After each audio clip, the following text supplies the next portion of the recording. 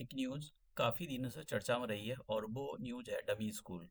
आखिर ये dummy school होते क्या है और कैसे काम करते हैं, बच्चे क्यों जाना पसंद करते हैं, ये सारी चीज़ें हम इस वीडियो के अंदर देखेंगे।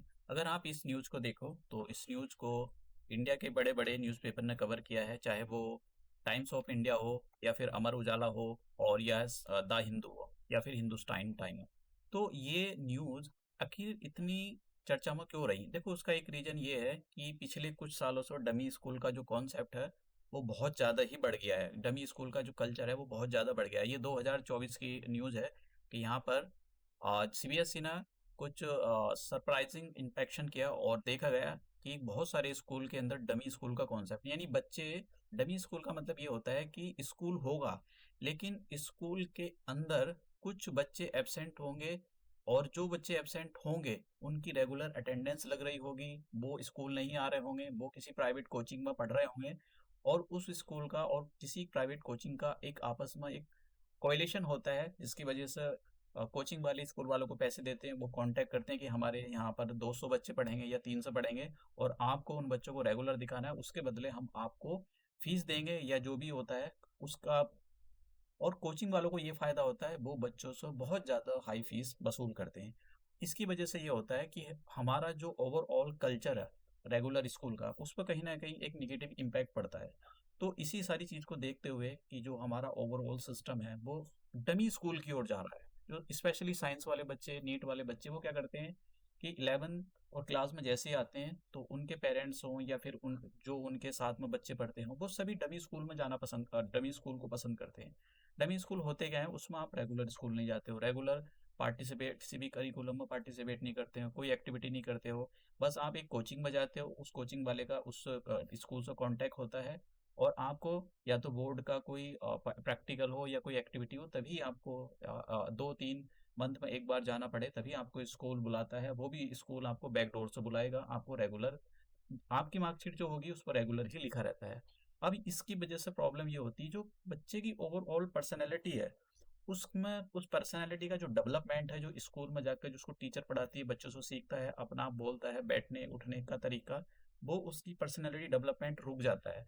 तो इसकी वजह से ये देखते हुए सीबीएसई ने बहुत ही स्ट्रिक्ट एक्शन लिया है और सीबीएसई ने बोला है कि जो बच्चे जिनकी अटेंडेंस 75% से कम है, उन बच्चों को सीबीएसई के बोर्ड एग्जाम में बैठने नहीं दिया जाएगा। और ये जो भी एक्शन लिया जा रहा है सीबीएसई के द्वारा, ये इसी साल 2025-26 के सेशन से लागू हो जाएगा। तो अगर आप अपने बच्चों को या फिर आप एक खुद स्टूडेंट हो तो आपको डमी स्कूल का कॉन्सेप्ट रोकना मतलब नहीं फॉलो करना चाहिए। और डमी स्कूल का जो कॉन्सेप्ट है बच्चे इसलिए ज़्यादा फॉलो करते हैं क्योंकि एक उनको टाइम मिल जाता है। डमी स्कूल के अंदर ज़्यादातर बच्चे जेई और नीट के एग्ज़ाम की जो तैयारी कर रहे होते हैं वही जाते हैं। तो उनको टाइम चाहिए होता है क्योंकि बहुत मटेरियल होता है, कंपटीशन काफ़ी टफ है, तो उनके पास पैसे की कमी नहीं होती, तो वो रेगुलर स्कूल ना जाना पसंद करके वो प्राइवेट कोचिंग में जाते हैं। प्राइवेट कोचिंग का डमी स्कूलों से कांटेक्ट होता है। अब यहाँ पर जो मेन चीज़ ध्यान देने वाली ये है कि हमारे देश के अंदर ये जो डमी स्कूल हैं ये इलीगल है, मतलब लीगल नहीं है, क्योंकि ये जो हमारा जो रेगुलर एजुकेशन सिस्टम है उसको बाईपास कर रहे हैं। आप समझ रहे हो? तो अब यहाँ पर फ़ायदे क्या हैं? फ़ायदे काफ़ी सारे फ़ायदे होते हैं। एक तो आपको, अगर डमी आप स्कूल में जाते हो, रेगुलर स्कूल में, तो वहाँ पर आपको स्कूल के अंदर काफ़ी घंटे तक रहना पड़ता है। आप पूरी तरह से थक जाते हो, घर आते हो, आपको सोना भी होता है, खाना भी होता है, तो आपका सारा टाइम चला जाता है। तो आईआईटी या फिर नीट के एग्ज़ाम के लिए आपको टाइम नहीं मिल पाता है। तो एक रीज़न तो ये बच्चे डमी स्कूल पसंद करते हैं। लेकिन जैसे मैंने कहा इसके फ़ायदे भी हैं, स्कूल रेगुलर स्कूल जाना। फ़ायदे ये होते हैं कि आप अपनी जो पर्सनैलिटी होती है, जो आपकी पर्सनैलिटी केवल रेगुलर स्कूल जाने से ही डेवलप होती है, केवल वो डमी स्कूल में डेवलप नहीं हो सकती है। ठीक है? तो यहाँ पर बच्चों को और पेरेंट्स को और जो भी हमारे रेगुलेटरी संस्थान है उनको ध्यान देने की ज़रूरत है कि इन डमी स्कूलों को ख़त्म किया जाए। बहुत बड़े-बड़े आईआईटी के प्रोफेसर हाँ, उन्होंने भी बोला है अपनी सेमिनारों में अलग-अलग। मतलब भारत सरकार के या सीबीएसई के कान पे ये जूं नहीं रेंग रही थी, तो ये अभी जो क्योंकि डमी स्कूल की वजह से बहुत सारे ऐसे होते हैं कि बच्चों को बहुत ज़्यादा प्रेशर आ जाता है। कभी-कभी ऐसा होता है कि बच्चे ने डमी स्कूल में एडमिशन ले लिया है और इस आईआईटी का कोई भी एग्जाम नहीं निकल पाया, उसकी वजह से बच्चे प्रेशर में होते हैं। प्रेशर में आने की वजह से बच्चे सुसाइड कर लेते हैं या डिप्रेशन में चले जाते हैं। तो डिप्रेशन वाला सिस्टम जो है वो बहुत बढ़ता चला जा रहा है, बहुत सारे केसेस आ रहे हैं। तो भारत सरकार या सीबीएसई ये चाहती है कि बच्चों को ज़्यादा से ज़्यादा रिलैक्सेशन दिया जाए और बच्चों को डिप्रेशन और इन सारी चीज़ों से दूर रखा जाए। और ये ज़रूरी नहीं होता है कि आपको कि सीबीएसई के अंदर अगर आप 11th 12th क्लास कर रहे हो तो आप डमी स्कूल में एडमिशन लो तभी आप आईआईटी नहीं, ऐसा कुछ नहीं होता। रेगुलर स्कूल आप जाओ, टाइम को अपने मैनेजमेंट करो। सबसे बड़ी प्रॉब्लम होती है बच्चों के साथ में, टाइम मैनेजमेंट नहीं कर पाते हैं। तो अगर आप अपना टाइम मैनेजमेंट कर लेते हैं, उसका एक सबसे बड़ा रीज़न है कि बच्चे टाइम मैनेजमेंट नहीं कर पाते, उसका एक रीज़न ये है कि सोशल मीडिया, मोबाइल, लैपटॉप और गेमिंग ये जब से आए तो बच्चे अपने जो उनकी टाइम पढ़ने का होता था वो सारी उन सारी एक्टिविटी में चला जाता है, तो जिसकी वजह से बच्चों का जो पढ़ने का टाइम है वो सारा फालतू की एक्टिविटी में चला जाता है, मिसमैनेजमेंट हो जाता है पूरे टाइम का और बच्चे अपने टाइम को अच्छे से यूटिलाइज नहीं कर पाते। तो यही रीज़न है कि बच्चों को ऐसा लगता है कि उनके पास टाइम नहीं होता है।